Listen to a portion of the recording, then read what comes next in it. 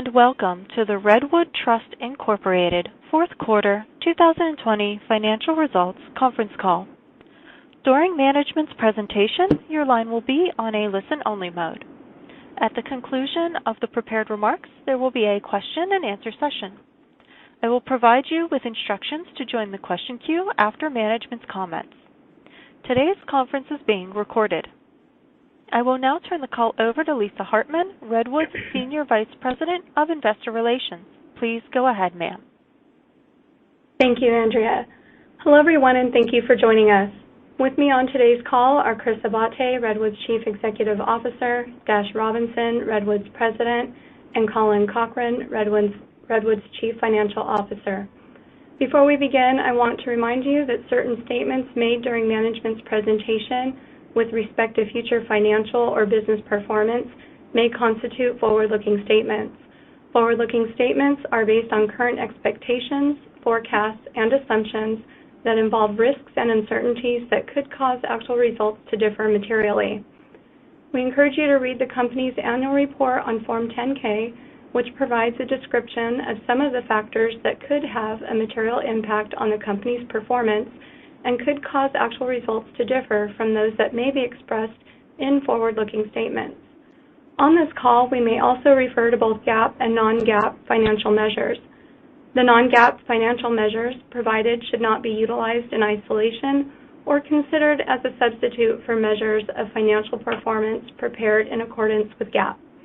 A reconciliation between GAAP and non-GAAP financial measures is provided in our fourth quarter Redwood Review available on our website. Also note that the content of this conference call contains time-sensitive information that is accurate only as of today. The company does not intend and undertakes no obligation to update this information to reflect subsequent events or circumstances. Finally, today's call is being recorded and will be available on the company's website later today. I will now turn the call over to Chris Abate, Redwood's Chief Executive Officer, for opening remarks. Well, thank you, Lisa, and thanks to all of you for joining the call today. As I reflected on the past year, it's hard to contextualize what our country has been through in the opening weeks of 2021, let alone all of 2020. With unprecedented turmoil in Washington, an economy still rocked by the coronavirus pandemic, now a seemingly populist revolt underway on Wall Street, it's hard for any investor to navigate all the tumult and volatility. So we feel all the more fortunate to have emerged from such an unprecedented year in a renewed position of strength. It's motivated us to make 2021 the best year in our company's history. We exited 2020 with momentum building across both of our platforms, including record lock volumes in residential lending and very strong originations and contribution from business purpose lending. GAAP earnings for the fourth quarter were 42 cents per share, well in excess of our 14 cent per share dividend, and our GAAP book value increased 50 cents per share from the third quarter to $9.91 in the fourth quarter. Based on the trajectory of our operating businesses and our expectations for sustainably higher net interest income throughout the year, we are confident that we can safely support a stable to growing dividend in 2021. We plan to announce our first quarter dividend in March. Looking ahead, our strategic priorities for 2021 include allocating ample capital to our residential consumer and business purpose lending platforms, doubling down on our technology investments to scale our business, and continuing to support and develop our team members. Strategically speaking, the COVID-19 pandemic has only further validated our core investment thesis as demand for single-family detached housing has grown significantly.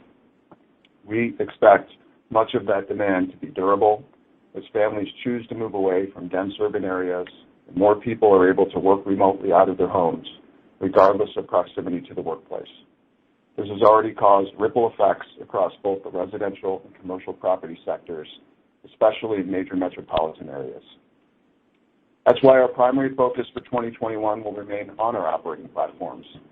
The operating capital we allocate to these businesses is expected to generate returns on equity north of 20% post-tax, levels very difficult to come by when sourcing third-party investments in today's compressed yield environment. Most importantly, these businesses serve large and growing markets not covered by government lending programs, and as such are positioned to generate scalable and repeatable sources of future earnings, even in a less accommodative interest rate environment. Since they are earned within our taxable subsidiaries, the earnings generated can also be retained to provide a steady stream of internally sourced investment capital that can be deployed to further grow earnings and book value. Turning to our investment portfolio, our portfolio remains a strategic element of our business model that supports our operating platforms and third-party investing activities. Overall credit performance of the book remains strong as delinquencies have continued to decrease since their peak in the summer, and strong home price appreciation has kept actual credit losses low. This means that even if we retrace back to pre-COVID-19 valuations, we continue to expect significant further upside in these investments. Coupled with positive credit trends, high prepayment speeds have begun to unlock additional value on most of our credit investments held at a discount to par. And to channel the late Yogi Berra, I'll remind everybody that loans that prepay don't default. On the technology front, speed and disruption are top of mind in 2021 across the Redwood enterprise. The goal is not simply to grow volume or issue more securitizations. We aim to fundamentally change how the non-agency sector operates from end to end. That entails more speed and automation and keeping technology at the forefront of our planning process. In the past several months, we have launched several new technology initiatives through both organic and new venture investing strategies. And just today, we are announcing the recent launch of RWT Horizons, a new venture investing strategy focused on early-stage technology companies with business plans squarely focused on innovations that can disrupt the mortgage finance landscape. The amount of capital deployed through this new platform will likely be smaller at first. However, the investments are designed to have an outsized impact on how our business operates. Our strategy centers on creating new efficiencies across the mortgage value chain, thereby making us a more meaningful partner to the broad network of market constituents to whom we provide liquidity. We expect to have a steady stream of new technology releases across our platforms that we're excited to share with you, some of which Dash will cover in more detail on today's call. Paramount to our success are our people and the core values by which we conduct our business. Caring for our employees has never been as important as we continue to support our team members and their families through the impacts of COVID-19. Investments in our employee programs and stewardship of our culture remain strategic priorities, and we're proud of the work that we've done to engage, develop, and retain our workforce over such a challenging year. We stand behind our core values, including an earnest focus on diversity, equity, and inclusion, and a commitment to strong corporate citizenship, both socially and environmentally. Our commitment to our larger communities through volunteerism and charitable giving have also remained in sharp focus for us, particularly as our shared humanity has been amplified by the COVID-19 pandemic. We believe our strategy will enable us to scale our business and take market share, grow durable and repeatable earnings, and serve our mission to help make quality housing, whether rented or owned, accessible to all Americans. With optimism on the horizon for 2021, we're looking forward to the positive impact that Redwood can make for our collective stakeholders, including our shareholders, our employees, and our communities. That concludes my prepared remarks. I'm now going to turn the call over to Dash Robinson, who will walk through our operating results in more detail. Dash, go ahead. Thank you, Chris. With record performances from our operating businesses during the second half of 2020, we entered 2021 in a position of strength. Our fourth quarter results reflect continued improvement in the broader credit markets, the depth and breadth of our competitive advantages, and opportunities for our business to further build market share in growing segments of housing finance. Our crisp execution during the quarter was supported by progress on key technology initiatives and increased efficiency in turning our capital. Before getting into our results, I will further discuss some of the key housing industry trends we are observing. The themes we saw in the third quarter have continued, and tailwinds for our operating businesses remain strong. Secular trends driving single-family housing demand do not appear to be abating.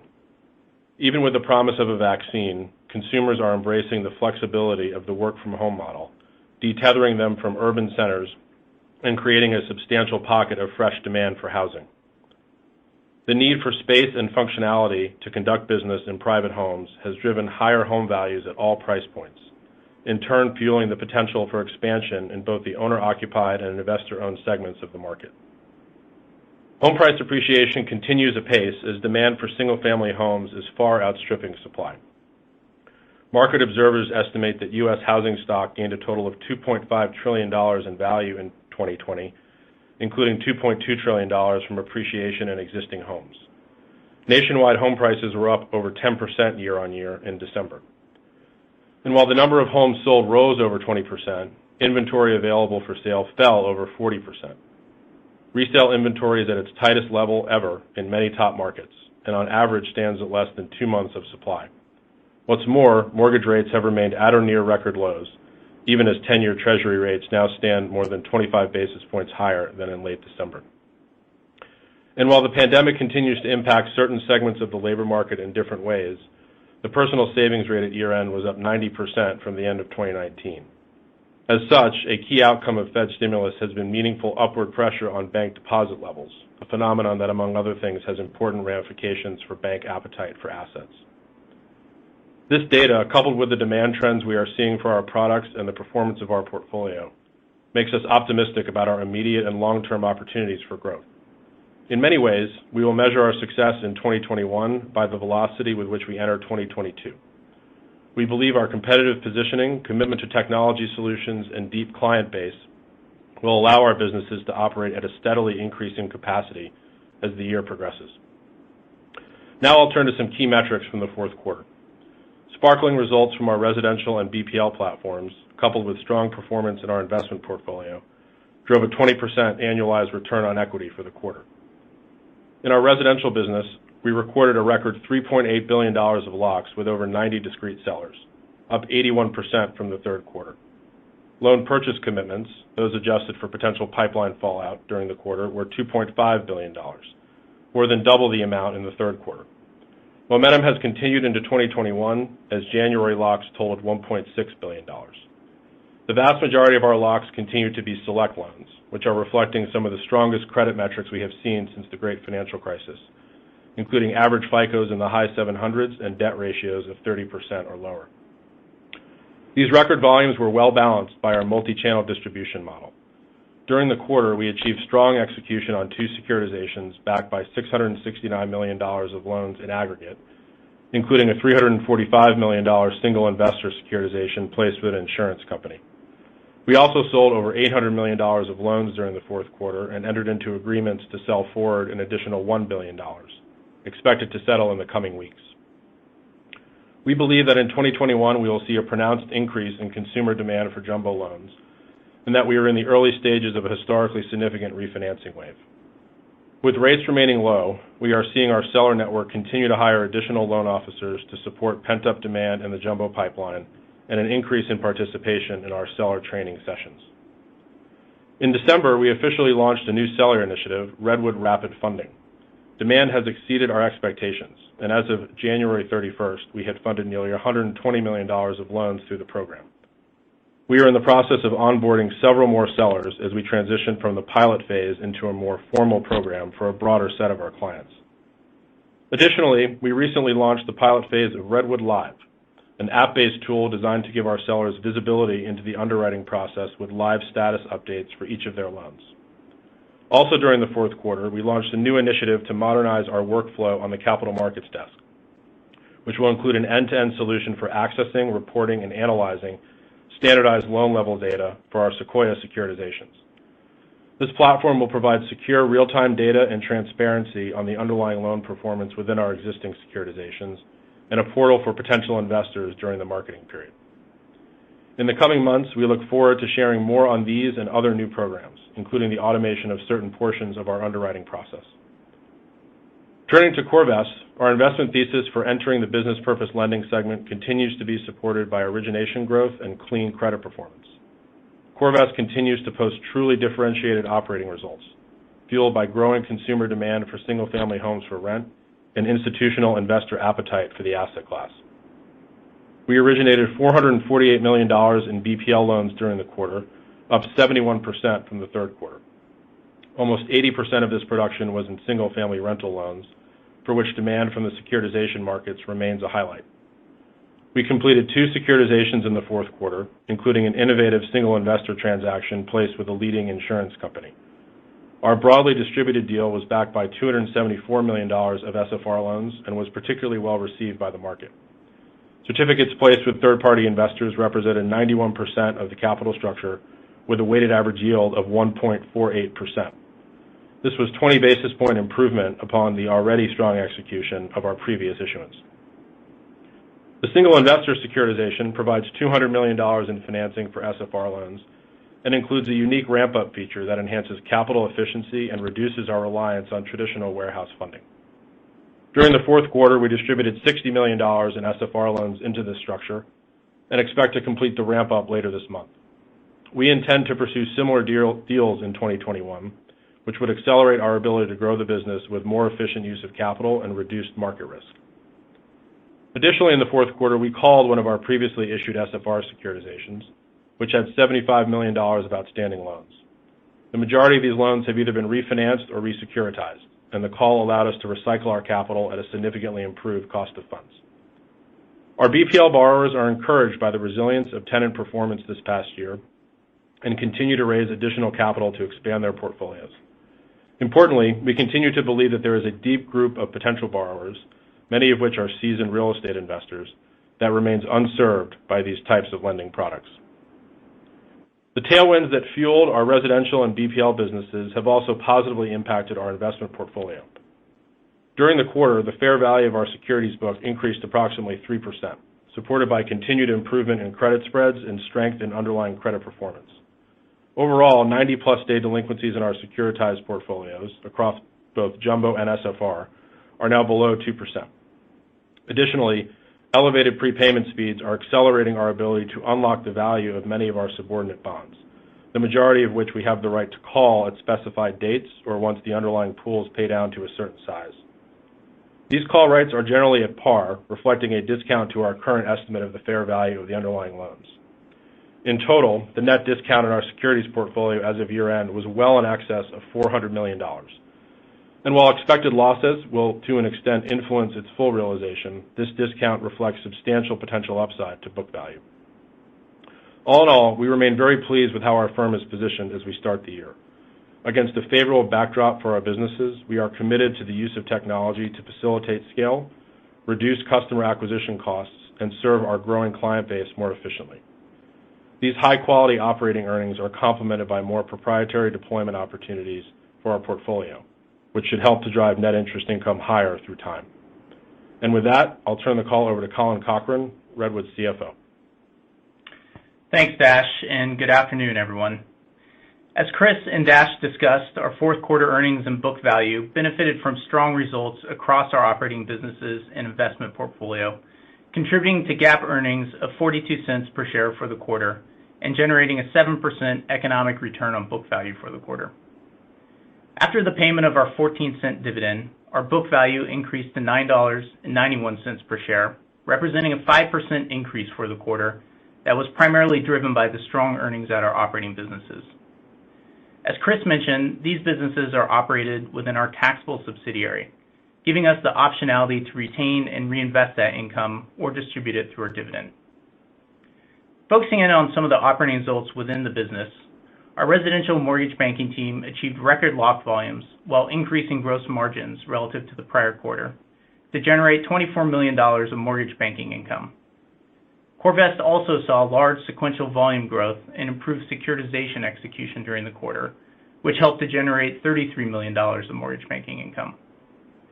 In a similar dynamic to the third quarter, though to a lesser extent, business purpose mortgage banking results included a benefit from spread tightening on the $286 million of SFR loan inventory it carried into the fourth quarter. In our investment portfolio, net interest income remained relatively stable as capital deployment into new CoreVest and Sequoia investments was outpaced by paydowns, which have remained elevated due to higher prepayment speeds. As Dash mentioned, higher prepay speeds, along with tighter spreads, continue to benefit our subordinate securities that we hold at discount, and we saw positive fair value changes across our portfolio. Shifting to the tax side, in the fourth quarter, we had REIT taxable income of 5 cents per share and 37 cents per share of taxable income at our TRS. Our fourth quarter REIT taxable income was negatively impacted by year-end adjustments, and we expect it will shift up in the first quarter of 2021 and continue growing as we deploy capital into our investment portfolio, which is generally held at the REIT. Given our full-year net taxable loss at the REIT, we currently expect all of our dividends paid in 2020 to be characterized as a return of capital for tax purposes. Turning to our balance sheet, we ended the fourth quarter with unrestricted cash of $461 million. After allocating incremental working capital to our mortgage banking operations during the fourth quarter, and net of other corporate and risk capital, we estimate we had approximately $200 million of capital available for investment at December 31st. Our financing structure remained stable in the fourth quarter after significant changes in prior quarters. Overall, we saw non-recourse leverage decrease slightly to 1.3 times at the end of the year from 1.4 times at the end of the third quarter. This decrease was primarily due to some effective deleveraging within our investment portfolio from higher levels of paydowns and fair value increases during the quarter. Additionally, as we completed several securitizations near the end of the year, we held a relatively low balance of loans and inventory, which helped to keep overall leverage down. As we've discussed, we generally expect our overall leverage to increase as we continue to build inventory levels at our mortgage banking operations. We may also explore adding incremental non-marginal leverage to our investment portfolio, which currently has less than 1 times direct leverage, excluding our long-term corporate unsecured debt. At our mortgage banking operations, to support growing volumes, we increased our residential warehouse capacity from $600 million to $1.3 billion and maintained $1 billion of capacity for BPL operations, with nearly 70% of this total capacity being non-marginable. I'll close with our outlook, which is also detailed in the new 2021 financial outlook section of our fourth quarter Redwood review. We expect demand for single-family housing to remain robust throughout 2021, which should benefit both of our operating platforms. Though we may experience a rising rate environment, we expect most existing jumbo loans will remain in the money and refinanceable in 2021. And for 2021, we'll continue to focus on growth, technological efficiency, and increased profitability in our operating businesses, which should allow us to retain more capital within our taxable subsidiary and grow book value.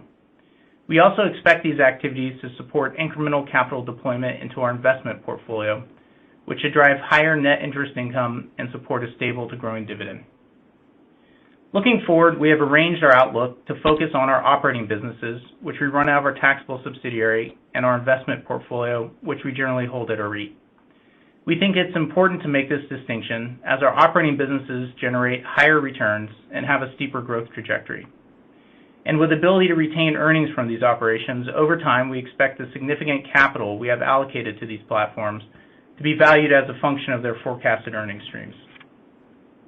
On that note, at December 31st, we had approximately $375 million of capital allocated to our operating businesses, including $215 million for residential mortgage banking and $160 million for BPL mortgage banking. And in 2021, we expect after-tax returns on this capital to exceed 20%.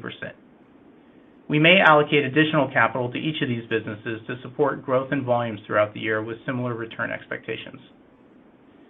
Shifting to our investment portfolio, at December 31st, we had approximately $1.1 billion of capital deployed here, which we expect can generate returns on capital in 2021 between 10 to 12% relative to our year-end basis.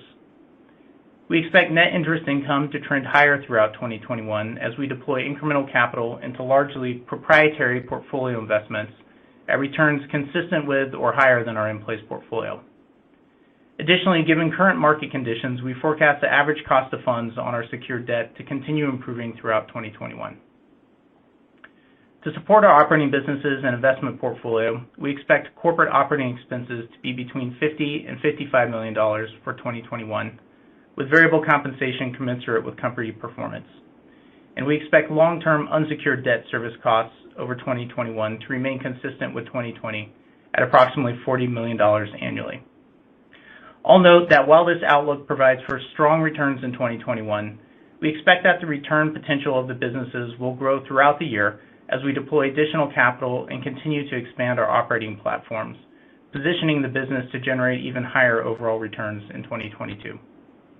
And with that, I will conclude our prepared remarks. Operator, you can open the call for Q&A.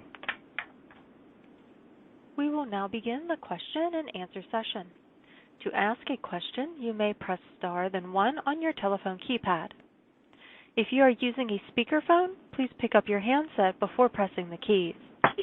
To withdraw your question, please press star then two. At this time, we will pause momentarily to assemble our roster.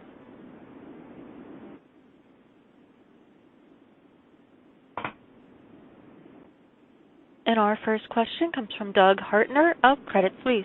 Please go ahead. Thanks. Hoping we could just talk a little bit more about the 2021 outlook for the mortgage banking businesses. You know, obviously saying in excess of 20% is kind of could be a wide range, but you know, I guess if I look at the returns in the fourth quarter, you know, it would look like you generated $30 million.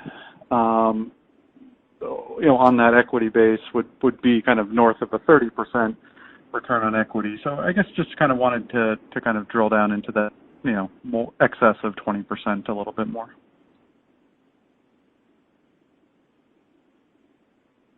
Sure. You know, Doug, I'll kick it off and then Dash can supplement. But you're right. The ROEs on the operating businesses have been meaningfully higher than 20%. It's a balance we need to strike with forward guidance. You know, a lot can happen over the course of a year, as we saw last year. But what we've seen early on in Q1 gave us, you know, obviously plenty of confidence to go out with the north of 20% number. I think if this operating environment is maintained or enhanced, there's a very good opportunity we could do quite a bit better than that. But we need to balance out, you know, a number of factors. Probably the most fundamental one is the rollout of the vaccine and ultimately a recovery in the economy. So, you know, right now the operating environment remains strong, but we want to get a little bit more behind us in 2021 before we update that estimate. That makes sense. I'm sorry, Dash. Doug, it's Dash. I was just going to add that, you know, to piggyback on Chris's point, you know, so you're absolutely right. I mean, the returns on equity for that capital in the fourth quarter were in excess of 30%. You know, some of that, you know, does reflect some of the inventory balances we had carried into the fourth quarter, particularly around BPL, which we'll always do, but, you know, those continue to be a little higher than we expect them to be in 2021 as we continue to work out of the pipeline from the second half of the year. And secondly, the fourth quarter also, you know, reflects what, as you know, were, you know, continuing, you know, improvement in credit spreads, and so we were able to execute into that environment. And, you know, our forecast, we wanted to be careful not to assume, obviously, further execution tightening based on where we are today. So there's some things we hope will certainly recur, but we wanted the forecast to reflect, you know, a durable sense of margin and volume, as opposed to some of the things that helped contribute to the returns in the fourth quarter. That all makes sense. And then I guess just thinking about the ability to continue to deploy capital into the operating businesses, you know, even at the 20% return, obviously quite attractive. You know, I guess, you know, how should we think about, you know, ability to kind of continue to grow and, you know, be able to deploy more capital, you know, into those businesses if, you know, at those types of returns? Well, right now, a big component of those returns is capital turnover. So we've allocated an amount of capital to each one. It's in total around $375 million. And, you know, in some sense, to grow the ROEs, we want to preserve that amount and not necessarily increase it, unless we can do that accretively. But right now, you know, we've been pretty successful for the past few quarters, you know, at those higher ROE run rates, and we're confident at this point that we can preserve that. One thing that, in addition, we're able to do organically is create investments, as you know, through our PLS issuances. Most of that recently has been through CoreVest, through our CAFL executions and bridge originations. But as the residential Sequoia deals ramp up, hopefully we'll also be putting a growing amount of capital to work there. So there's multiple benefits from that operating capital at the businesses. And then, as we mentioned at the outset, the fact that it's taxed and that 20% guidance was post-tax, all of those earnings we're able to redeploy, if we so choose, back into the businesses. And I always think of that as your lowest cost capital versus raising outside capital. So that's another accretive element to what we do. Great. Thank you. The next question comes from Stephen Laws of Raymond James. Please go ahead. Hi, good afternoon, and very nice quarter. Chris or Dash, I guess to start, can you talk about the single investor securitizations and maybe how the pricing and advance rate of those compares to the more traditional securitization, and maybe some comments on the ramp-up feature for the SFR deal, how much capacity remains, and is that something you can increase or expect to do, continually on future deals? Sure, Stephen. Thanks for the question. I would say, in general, the advance rates and pricing are in line. On the jumbo single investor securitization, that was a fully distributed deal, for the P&I bonds, and that essentially, priced probably right on top of where we would have, issued a regular Sequoia transaction. Of course, we had the benefit of pre-placing the whole structure up front, which obviously has a meaningful benefit to market risk. So very comparable, proceeds and effective cost of funds there versus a Sequoia deal. The single investor deal for BPL was a little bit different.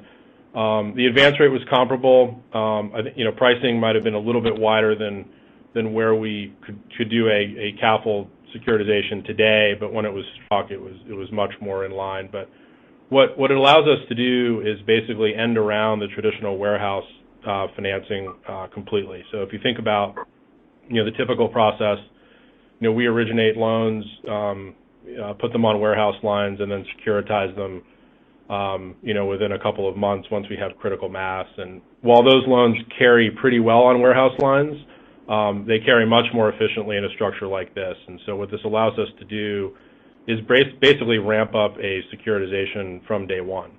And the execution that we get on any given loan that we pledge to that facility is pretty close, to what the ultimate securitization outcome will be, which is obviously hugely attractive because we use less capital during the ramp-up period.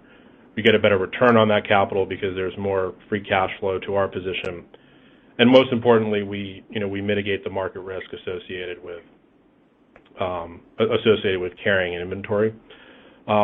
So it's been it's almost full at this point. Like I said, we expect to complete it at the end of this month, and we certainly will be looking to replicate that structure in some shape or form throughout the year.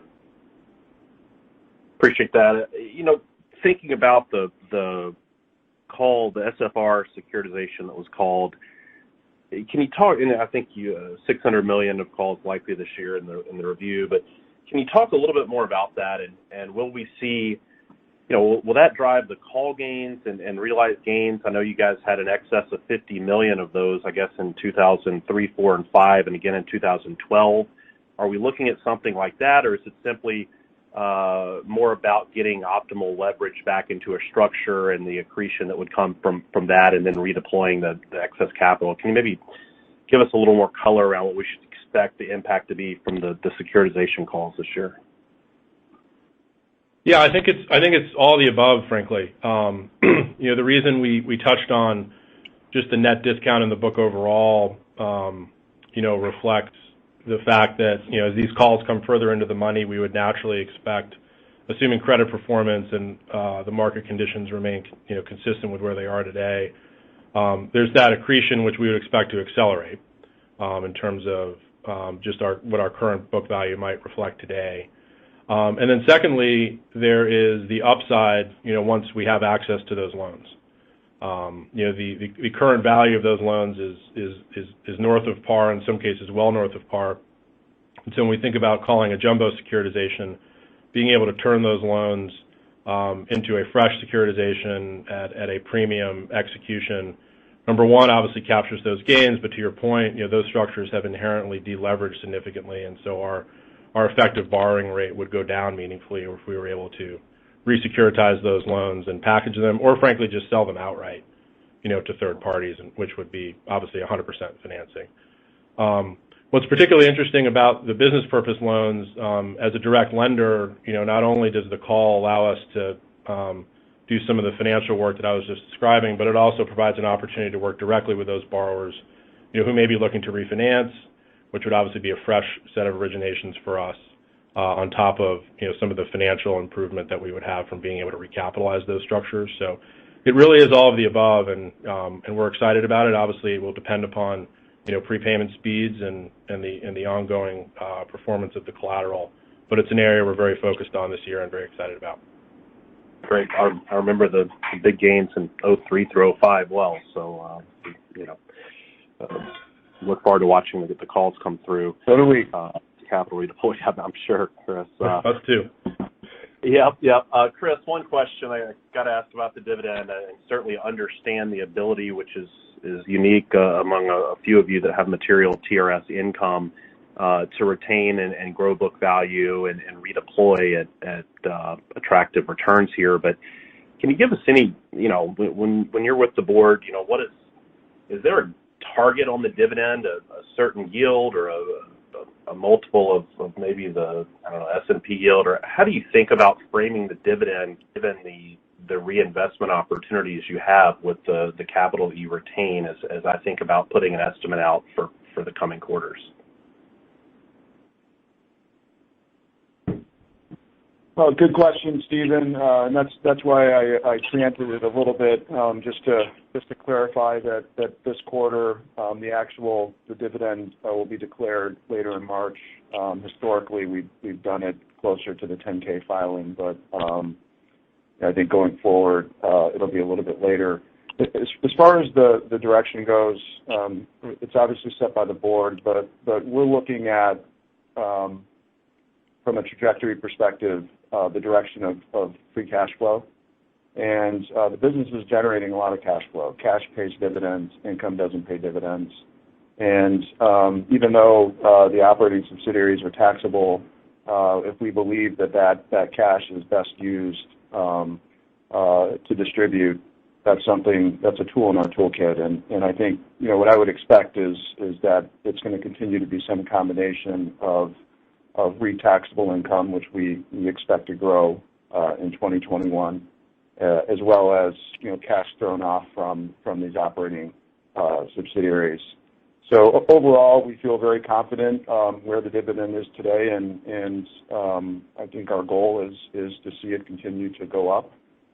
But right now, we're not at a point where we can give additional guidance. Great. Well, I appreciate the comments and look forward to staying in touch. Thanks. The next question comes from Bose George of KBW. Please go ahead. Hey guys, good afternoon. So first, in terms of thinking about an operating number for the quarter, should we, that $23 million of investment gains, if we essentially pull that out, is that kind of a way to work towards an operating number? Sorry, Bose, you were a little staticky. Could you repeat that, please? Yeah. Just in terms of, I was trying to get to an operating number for the quarter, and I was wondering, you guys had that $23 million of investment gain, and if I remove that, is that a kind of a way to think about what the operating number would have been for the quarter? Yeah, I think, in the past, Bose, we have adjusted the GAAP earnings to back out the investment for value changes and also some of the amortization of the purchase intangibles. So those are kind of the two items that in the past we've put to the side when thinking about kind of the core earnings potential of the company. That's something we're continuing to look at in terms of how to express that. But making those adjustments is what we have historically done. Okay. So about $5 million on the purchase intangibles, and you see the investment fair value changes on the face of the income statement there, about $23 million. Okay, great, thanks. And then in terms of asset value recovery that's kind of remaining, can you update us? How much is left as if assets continue to recover? Yeah, Bose, it's Dash. If you look back to 12/31 of 19, it's about $1 a share at this point of potential recovery. If we were to retrace all of the remaining unrealized losses back to year-end 2019. I think the bigger point, though, is what I was articulating in the script, which is, even retracing back to the end of 2019 is far from the end of the movie in terms of unlocking value in the portfolio, like we talked about with the calls, and just even the more accelerated deleveraging of our positions and what that means for valuations, in conjunction with what's been continued strong credit performance. So it's about $1 a share to get back to year-end 19, but we think there's a fair amount beyond that as well per our prior comments. Okay, that's helpful. And then just in terms of that potential recovery, is there kind of a way for us to think about what the discounts are in those securitizations, and kind of think about scenarios of about how big those recoveries could be? The average discounts, with our subordinate bonds range, from 50 to 60 cents on the dollar to up from there. So it is a bit of a range, in terms of how to think about that. But if the $600 million of calls, potential calls for the year is one place to start. That's probably the area where we see the more immediate acceleration of the potential accretion, and then some of the embedded discount, could come over the next year or two, as those structures themselves continue to delever, and as our call options or ability to do other things with the underlying collateral come further into the money. So there's a number of different scenarios, obviously, but it's not something that we expect to be fully realized this year, but we expect this to potentially be a busy year for doing so. Okay, great, thanks. Yeah, and Bose, I'd add to that. The discount in the book overall is well north of $1 a share. So I think that's why Dash is emphasizing that in this market environment, you've seen how quickly spreads have retraced, but as importantly, if the economy starts to recover, all signs are pointing towards a major secondary stimulus. There's a lot there that would really, I think, turbocharge the performance of our overall book. And so we've stopped thinking about it in terms of recovery and more in terms of the original investment thesis. Thinking about our RPL book is a good example. It's one of, if not our largest holdings, and that book in particular stands to do much better with a big broad-based economic recovery. So there's a lot to be optimistic about from our perspective in the book, but as we talked about, a lot can happen in a year, and we're just taking it one quarter at a time. Okay, that makes sense. Thanks a lot. The next question comes from Eric Hagen of BTIG. Please go ahead. Hi, guys. Hope all is well. A couple on the production side. Can you talk about your expectation for re-ramping Redwood Choice a little bit more meaningfully, and including talking through the industry's capacity in general to address the expanded prime market right now? And then another one on the production side. Can you talk about expectations for pull-through rates, getting loans to close, and whether you think you might be able to turn your pipeline a little bit more quickly if you see improvement on the pull-through side? Thanks. Yeah, Eric, it's Dash. Thanks for the questions. Sure. We're we're obviously separated, so we're playing keep away here. But you know, I'll kick it off, and Dash can supplement. You know, choice is something that we're very focused on. When you think about just the way the business runs and industry capacity, usually the easiest loans go to the front of the line, and those are clearly select borrowers who have the strongest credit profiles. They're the easiest to underwrite. They're the highest qualified. So that continues to be most of the story in the non-agency space currently. But certainly from a purchase market perspective, the choice business is a core strategic piece of what we do. And so we're very focused with our seller network and our partners on getting that business rebuilt. That business has been 25 to 40%, you know, last year in recent quarters of our overall production. So when we think about where our volumes could go, we haven't even really accounted for the addition of choice. So that's definitely going to be a story in 2021. As far as the turning over the portfolio and the pull-through, you know, our locks, you know, I'd say 2/3 has been refis, but closer to 50% of the actual purchases have been, you know, purchase versus refi. So as far as what we're pulling through more of the purchase loans because they need to close because somebody's buying a house. So that's been part of the story, and I think with the refis, you know, it speaks to all of the automation efforts that are underway to get these through the value chain faster. You know, I think a lot of it is some of it is near-term wins. Rapid funding is certainly one of those. Some of it's more intermediate term through automating due diligence and some of the other pieces of the food chain. So I think there's going to be wins, more immediate wins, and then there's going to be, you know, longer term innovations, and that sort of speaks to some of the discussion we had about startups and some venture investing that we alluded to at the outset of the call. Thanks for that color. You guys have typically hedged your long-term subordinated debt, but I think you took off that hedge last year. When you look at the forward curve, is there a desire to put that hedge back on?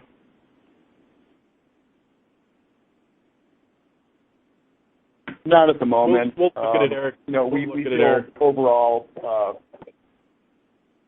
you know, yeah, well, at the moment, you know, we feel fine. You know, absolute yields are very manageable, and frankly, there's other aspects of our debt stack that we're more focused on refinancing, but it's something that's out there, and we'll keep looking at it. Great. Thank you guys so much. The next question comes from Steve Delaney of JMP Securities. Please go ahead. Thanks. Hi, everybody. So, congrats on the progress ramping up your platforms. Just wondering, you know, I guess 30-year agency is about 280. What's kind of the range, the tight range for your coupon on your select product as we sit here today?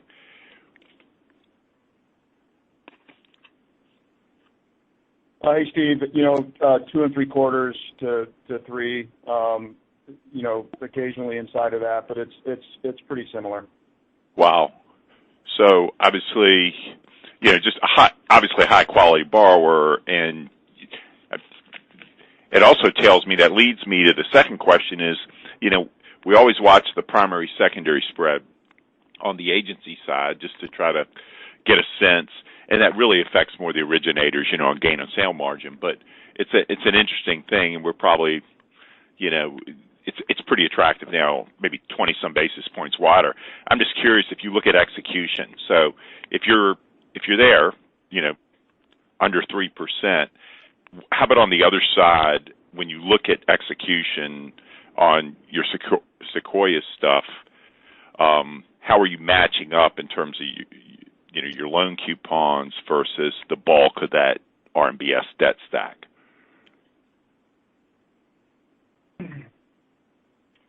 Versus, kind of historical levels. AAAs, the AAAs have kind of come all the way back. We can't speak about any particular deal in the market currently, but Sure. certainly in the neighborhood of one back of the current coupon TBA is around where the AAAs have been executing in early 2021, kind of across the PLS space for super prime jumbo. That primary secondary is still pretty attractive, but it's definitely, the non-agency space has attracted a lot of capital, probably from side and definitely from other sectors, just as people kind of roll down the risk curve a bit, or roll up, I should say, and Sure. Look for yield, frankly. So it's still, we're definitely glad to be on the issuer side. Frankly, it's a That's very, where I very was strong going. issuer market, but yeah. So it's definitely, we feel like we're on the right side of that currently. But it also it has us focused on choice and has us focused on kind of the next round of borrowers to serve. Understood. Pick the low-hanging fruit for sure. And then, so that kind of rolls me right into my question about the whole loan sales. I know before COVID, there was always a big bid there, and the banks were buyers, et cetera. Kind of your thought process. You don't have unlimited capital, obviously, in terms of warehouse securitizations, but your gain on sale opportunity, whole loans today, kind of relative to securitization, and maybe kind of what the whole loan profit opportunity looks like today, sale channel looks like today versus maybe late 2019 before COVID. Yeah, Steve, it's Dash. It's a great question. Hey, Dash. I would say the executions, as recently as a few weeks ago, were on par with each other, and securitization is probably a little bit through whole loan sale at this point. But they're both quite strong, and I think from the depositories, like I was mentioning in my prepared remarks, just the amount of deposits and the net interest margin pressure that depositories are feeling, are really driving momentum in the conversations we're having with partners. And we're selling a lot of loans. We're selling a lot of loans to folks that we've worked with a lot in the past, as well as some new faces as well, which is obviously very exciting because we feel like there's a lot more to do there. When you combine the quality of the paper that we're able to produce, with just the need to put that capital to work, there is a lot to do there. And when you combine that, of course, with deposit growth plus the fact that the PMs and the CIOs at these places are also dealing with just substantial runoff in all parts of the book. But just for context, Chris referenced the 2 3/4-ish current coupon on our select production. For context, if you look at the total universe of select loans that are outstanding right now, the GWAC is around 4%. Wow. And obviously those have been paying down, pretty significantly. So when you combine, the deposit growth, with what we've seen the past year with just the natural runoff and accelerated runoff in the book, there is an incredible unlocking of demand there, which we've been able to take some advantage of. Understood. Thank you both for the comments. Appreciate it. Thanks, Steve. The next question comes from Ryan Carr of Jefferies. Please go ahead. Hi, good afternoon, guys, and thanks for taking my questions. Congratulations on the great quarter.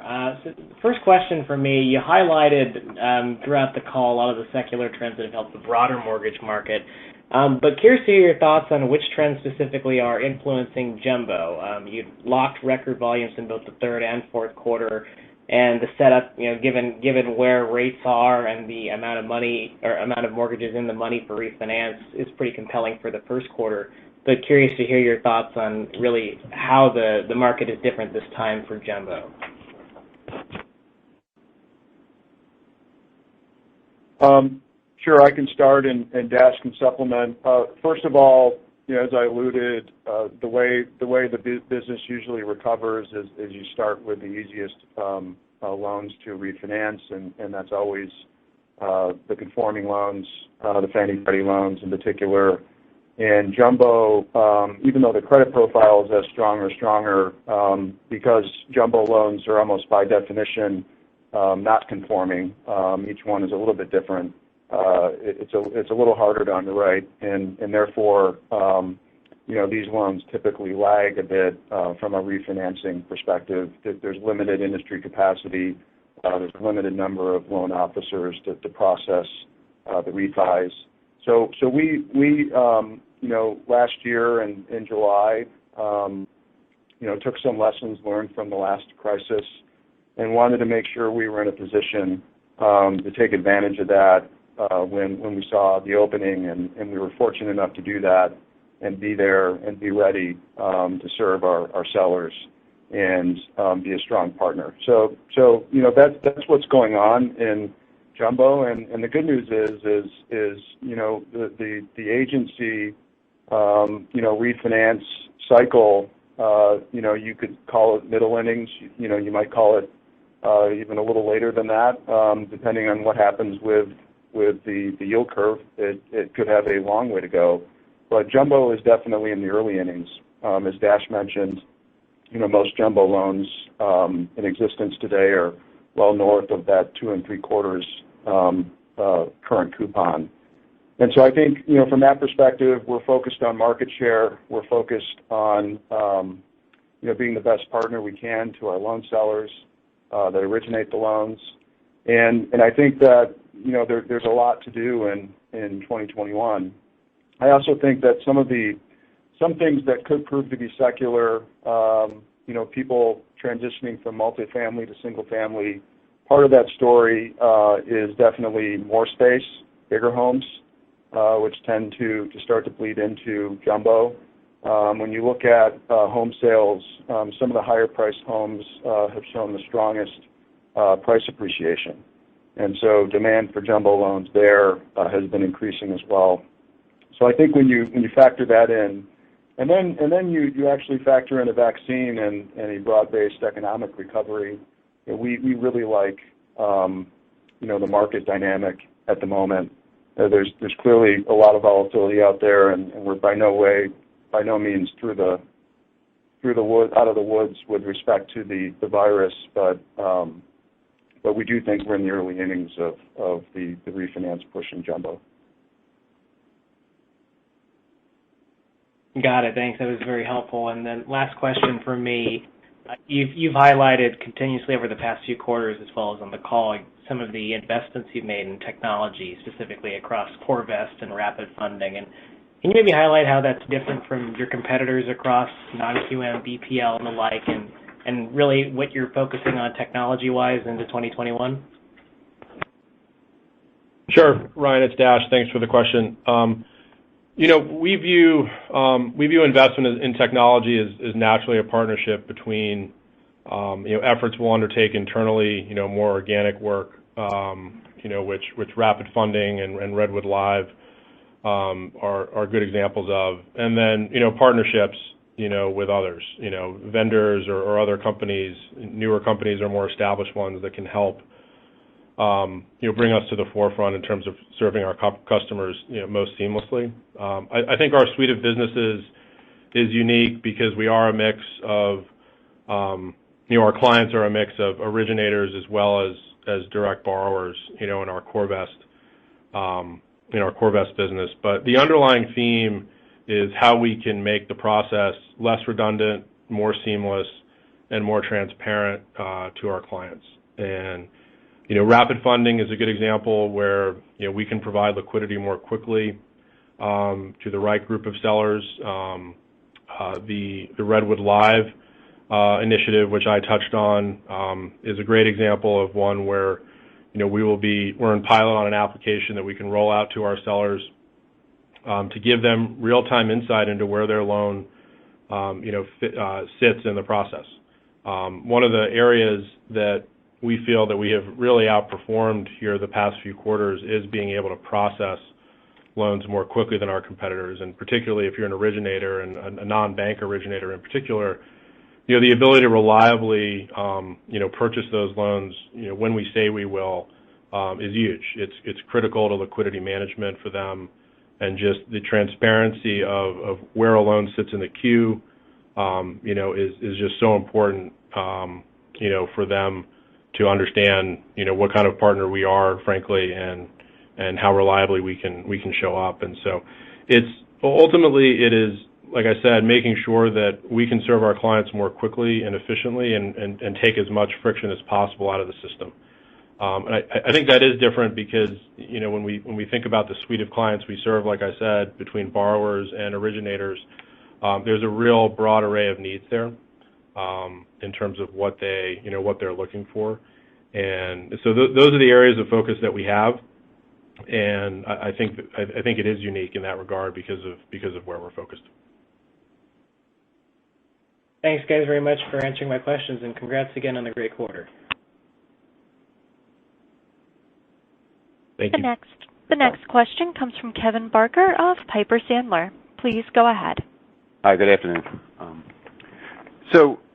Your comments around the return on equity that you're seeing in the operating businesses, especially going into 2021, does that presume that you're going to see a little bit of a pickup in leverage? And second, how much capital do you think could remix into the operating businesses, just given the strong returns that you're seeing there? I would assume that your leverage would remain low. It seems like you've been keeping recourse leverage relatively low and more conservative, just given the economic uncertainty. But just would love to hear your color on leverage and equity allocation. Yeah, well, I can definitely touch on the leverage, Kevin. Thanks, Colin. And then Chris can maybe follow up. I did mention in my prepared remarks, we did see leverage remain pretty low this quarter, and that was somewhat a function of the fact that, we had cleared through a lot of inventory through some of the securitizations close to the end of the quarter. So, that won't always be the case. We generally do expect that our inventory of loans, for the operating businesses will trend higher over time, and that those are typically held with higher amounts of leverage. So that will influence our overall leverage for the company. So that's something we've been talking about for a couple quarters now. I think this quarter it just happened that we did get some of these transactions done closer to the end of the quarter, which cleared things out.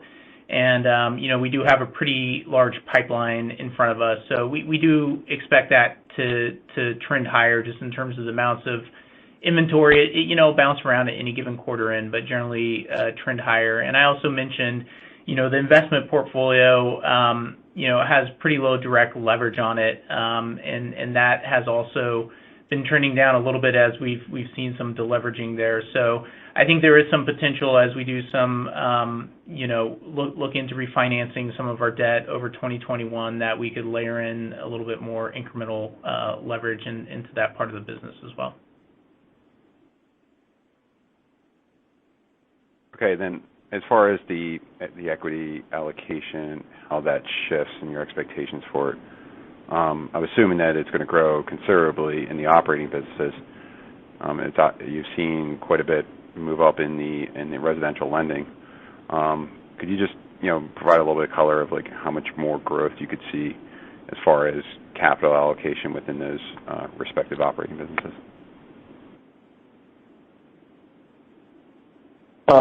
It's kind of like steering a ship. Volumes are a big factor. How much loans we hold in inventory, how quickly we're turning the capital over. What we don't want to do, we're focused on accretive, profitable growth, and so we'll want to allocate more capital when we can deploy it as accretively as we're able to currently. So right now, I think when we think about our volumes, we feel like the amount we have is a good risk-adjusted capital balance for the foreseeable future.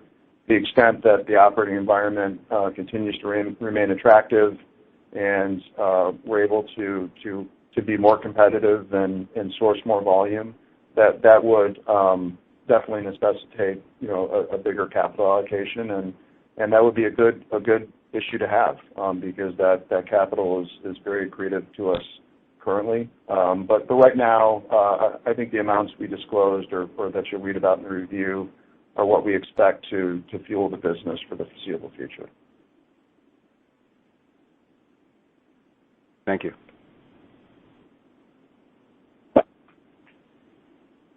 This concludes our question and answer session. The conference has now also concluded. Thank you for attending today's presentation, and you may now disconnect.